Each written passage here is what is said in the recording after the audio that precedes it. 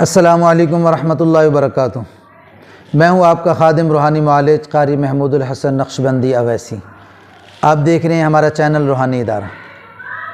اگر آپ پہلی دفعہ ہمارے چینل پہ پہنچے ہیں تو ہم آپ سے درخواست کریں گے کہ ہمارے چینل کو سبسکرائب بھی کریں اور بیل کا بٹن بھی دبا دیں۔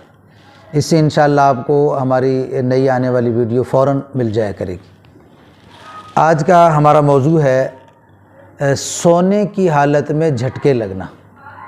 کبھی انسان سوتا ہے تو صبح گھر والے کہتے ہیں بھی رات کو تمہیں کیا ہو گیا تھا، کہ کیوں کیا ہوا، وہ بڑی حیرانگی سے پوچھتا ہے، اسے پتہ بھی نہیں چلتا کہ سونے کی حالت میں میرے ساتھ کیا ہوتا رہا۔ تو انسان ہے وہ جھٹکے لگنے لگ جاتے ہیں، یا نیند خراب ہو جاتی ہے، یا ایسی بندہ چونک کے اٹھ جاتا ہے، جسے کہتے ہیں ہڑبڑا کے اٹھ جانا، نیند کا خراب ہو جانا۔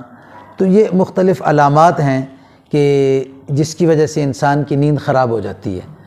تو یاد رکھیں کہ اس کے لیے پہلی بات تو یہ ہے، جسمانی جو پرابلم ہوتی ہے وہ یہ ہے کہ جسم کے اندر اگر خشکی ہوگی اس سے نیند خراب ہو جاتی ہے، اس سے نیند کے اندر جسم میں جھٹکے لگتے ہیں۔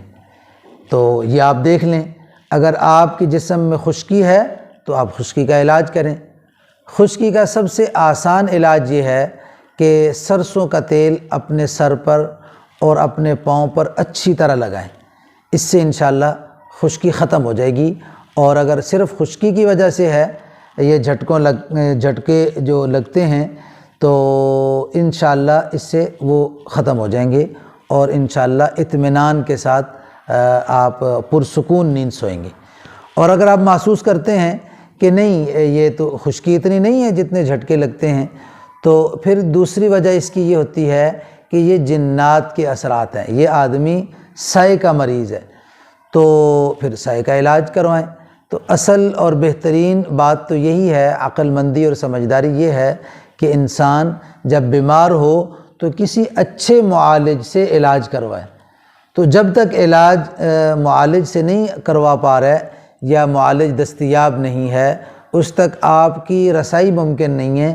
تو اس کے لیے دوسرا آسان طریقہ یہ ہے کہ ہر نماز کے بعد آخری 3 سورتیں 11 مرتبہ پڑھ کے اپنے اوپر دم کریں، اور رات سوتے وقت آخری 3 سورتیں 11 مرتبہ پڑھ کے دم کریں، اور آیت الکرسی 11 مرتبہ پڑھ کے پانی پہ دم کر کے پی لیں۔